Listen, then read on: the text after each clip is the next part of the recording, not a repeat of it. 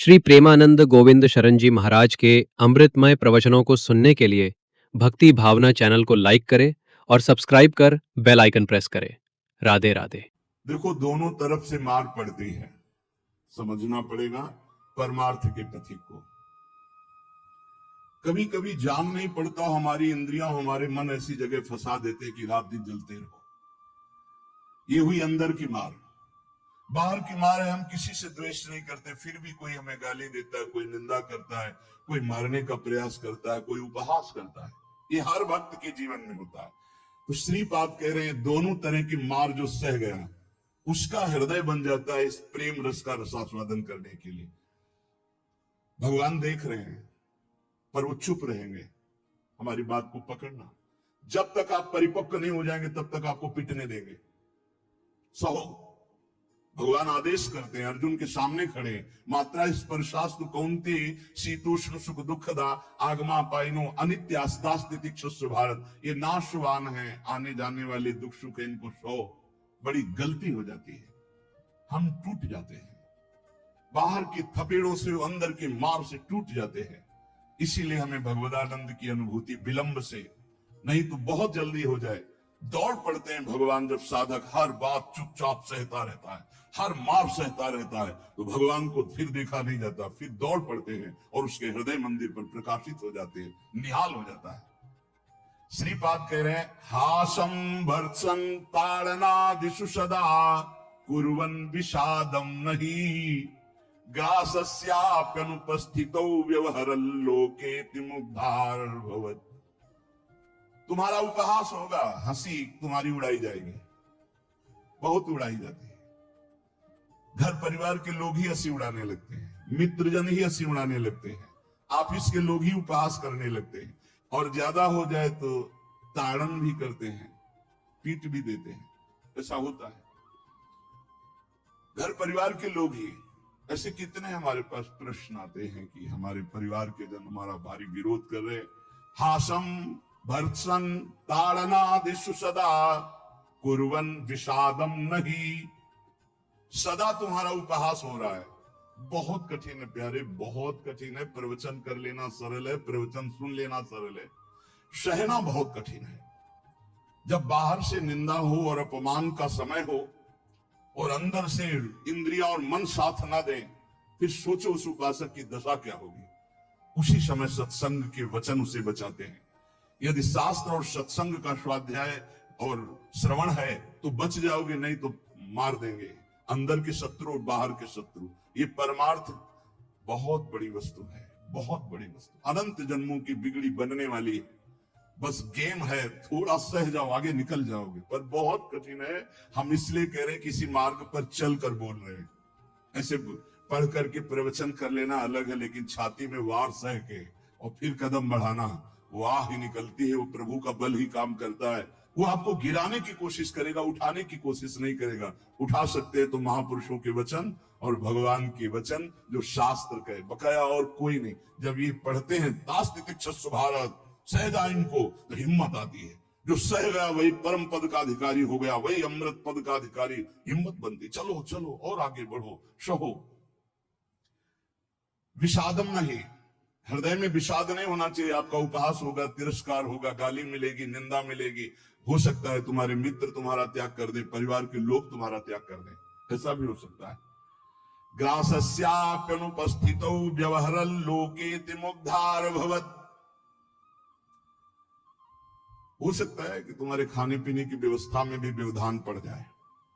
देख लो, तितिक्ष ब्राह्मण को बांध लिया, प्रसाद उसका छीन लिया, उसकी पिटाई की बहुत। एकादश स्कंद में क्या दोष था? केवल भगवान के भजन के लिए दृढ़ नियम लिया था, मौन रहूंगा, बोलूंगा नहीं, चाहे जितना सताया जाऊं, कभी भगवान के मार्ग को नहीं छोड़ूंगा। शुरू हो गया जीवन में उपद्रव उसके। कह रहे हो सकता है कि आपको ग्रास लाभ के लिए भी परेशानी आ जाए, जैसे सुदामा जी को। तुकाराम जी भी महाराज, अभी आगे चरित्र, तुकाराम जी भी महाराज कह रहे हैं, अन्न के बिना परिवार त्रस्त हो गया, एक कवल खाने के लिए अन्न की व्यवस्था भी नहीं रही। लेकिन कभी विषाद नहीं हुआ। पांडुरंगा विठल के प्रेम रंग में श्री चरणों में नूपुर बांध करके नाचते सामने, जय राम कृष्ण हरि, जय राम कृष्ण, चाहे जितना दुख हो, कभी नियमावली नहीं टूटी। और कह रहे हैं कि व्यवहार में प्रायः लोग तुम्हें मूढ़ ही समझे ऐसा व्यवहार करना। बहुत विद्वान हो, बहुत ज्ञानी हो, ऐसा करोगे तो फंस जाओगे।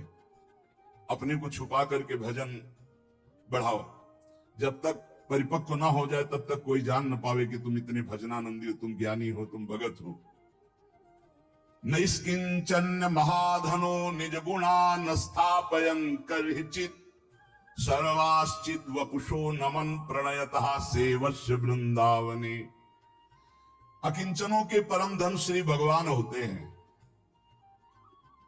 अपने गुणों का प्रकाश मत करो, बालवत रहो, दूसरे के द्वारा किया हुआ तिरस्कार, अपमान, निंदा, उपहास सह जाओ। हो सकता है तुम्हारी परिस्थिति ऐसी बिगड़ जाए कि भोजन आदि की भी व्यवस्था नहीं, पर चिंता मत करना, पूरा जगत तुम्हें नमस्कार करेगा, ऐसी स्थिति जागृत होगी। ये बात, आखिरी परिणाम को जो देखता है वो दौड़ता चला जाता है परमार्थ में, जो वर्तमान में शरीर की व्यवस्था देखता है वो हार जाता है। श्री तुकाराम जी महाराज कह रहे, जब शास्त्र ऐसा कहते हैं, बड़े बड़े संत कहते हैं कि जीव ब्रह्म ही है, बहुत ध्यान से सुनना, बहुत बड़े महापुरुष के वचन हैं, बहुत माल मिल जाएगा परमार्थ में चलने के लिए, बहुत बहुत मालामाल हो जाओगे अगर पकड़ लोगे। तुका मन राखो अंकुश अधीन, प्रतिदिन नवीन जागरण, एकांत में बैठ शुद्ध करो चित्त, सो सुख अनंत पार नाही, आए के ही में रहेंगे गोपाल, साधन सुफल घर बैठे। घर बैठे भगवत प्राप्ति का उपाय। कह रहे हैं शास्त्रों में लिखा है, संतों ने कहा है, जीव ही ब्रह्म है, ब्रह्म ही शरीर भाव को प्राप्त होने के कारण जीव कहा गया। बिल्कुल अकाट्य शब्द है, इसमें कोई संशय नहीं। जीव शिवा, शिव जीवा, जो शिव है सब में विराजमान है, वही तत्व है। वो अपने स्वरूप को भूल गया, शिवहम, और इस देह भाव को प्राप्त हो गया तो जीवत्व, तो उसके आगे जीव कह दिया गया। जैसे कई बार एक बिल्कुल ग्रामीण भाषा में इस बात का उदाहरण दिया कि जीव क्यों कहा गया। जैसे हम देखते हैं कि एक आदमी रिक्शा चलाता है, उसको बोलो रिक्शा, वो खड़ा हो जाएगा। वो क्या रिक्शा है क्या? नहीं। ये भी नहीं कहा ए रिक्शा चालक, ऐसा भी नहीं कहा, रिक्शा, वो खड़ा हो गया। क्यों? वो तदात्म है रिक्शा में। फिर कुछ दिन बाद वो पैसा बढ़ता है, टैक्सी खरीद लेता है, अब उसको बोलो रिक्शा, नहीं खड़ा होगा, टैक्सी, खड़ा हो गया। क्यों? अब वो टैक्सी में तदात्म है। वो टैक्सी नहीं है पर टैक्सी में तदात्म। ऐसे ही शरीर पांच भौतिक है, स्त्री पुरुष इस शरीर का संबोधन है, उत्तम अधम इस शरीर को लेकर के है। वो सच्चिदानंद तत्व एक निर्विकार अनंत घड़ों में एक ही प्रकाशित हो रहा है। जब जीव, श्री तुकाराम जी महाराज कहते हैं, बहुत आनंद का विषय ये साधक के लिए, जब जीव ब्रह्म ही है, ब्रह्म से भिन्न नहीं है, यदि ये संत वचन सत्य है, शास्त्र सिद्धांत सत्य है, संतों का अनुभव सत्य है, तो ये सबको प्रतीत क्यों नहीं हो रहा कि सब ब्रह्मानंद स्वरूप हैं? क्यों नहीं प्रतीत हो रहा? बहुत सुंदर बात है। भगवान सर्वगत है, सब में है, समरूप है, बराबर कमी बेसी नहीं कि चींटी में छोटा भगवान है, हाथी में बड़ा भगवान है। वो आत्म तत्व देवता में, ब्रह्मा में, चींटी में, हाथी में, सब में समान है। और जो ऐसा देखता है वही ज्ञानी है। विद्या विनय संपन्ने ब्राह्मणे गवि हस्तनी स्वनी चुपाके च पंडिता समदर्शिना। जो विद्या विनय संपन्न ब्राह्मण में, गाय में, हाथी में, कुत्ते में, चांडाल में एक ही परमात्मा तत्व को देखता है, वही परम ज्ञानी महात्मा पंडित कहा जाता है। पंडिता समदर्शिना। वो परमात्मा सम है, सर्वगत है, सबके हृदय में है, सब भूतों में है, अर्थात सब जीवों में है।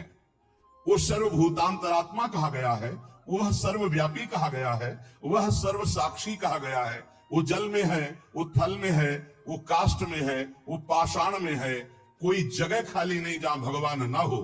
फिर तुम क्यों नहीं देख पा रहे हो कि भगवान है? इतना सुलभ परमात्मा सर्वत्र है, फिर तुम अनुभव क्यों नहीं कर पा रहे? तुकाराम जी प्रश्न कर रहे हैं, तुम क्यों नहीं अनुभव कर पा रहे हो? वह परमात्मा अखंड आनंद स्वरूप है, वह परम पवित्र है, रम्य है, तो तुम सुख के लिए भोगों में क्यों घूम रहे हो? अखंड सुख परमात्मा स्वरूप को क्यों अनुभव नहीं कर रहे हो? सब जीव क्यों नहीं दौड़ पड़ते भगवान की तरफ? जब सुख सिंधु भगवान है तो झूठे सुख माया की तरफ लग के क्यों नहीं दौड़ पड़ते? कौड़ी कौड़ी के लिए रात दिन मरा करते हैं, कहीं भी सुखानुभूति नहीं, चिंता शोक भय अशांति। इस संसार से किनारा काट के क्यों नहीं भगवान को प्राप्त कर लेते? ये भाव नदी बड़ी दुस्तर है, मोह माया रूपी विषय वासना रूपी ऐसा जल भरा है कि इसको काट कर निकल पाना बड़ा कठिन है। संसार इसी दुख में गोते खा रहा है, सुख समुद्र भगवान में क्यों नहीं? जबकि सबके हृदय में, सबके समीप है, सबके साक्षी, सब रूपों में है, और वही आनंद स्वरूप है, और उन्हीं की हम खोज कर रहे हैं, आनंद समुद्र की। पर क्यों नहीं इस संसार से राग हटा के क्यों नहीं परमात्मा का भजन करते?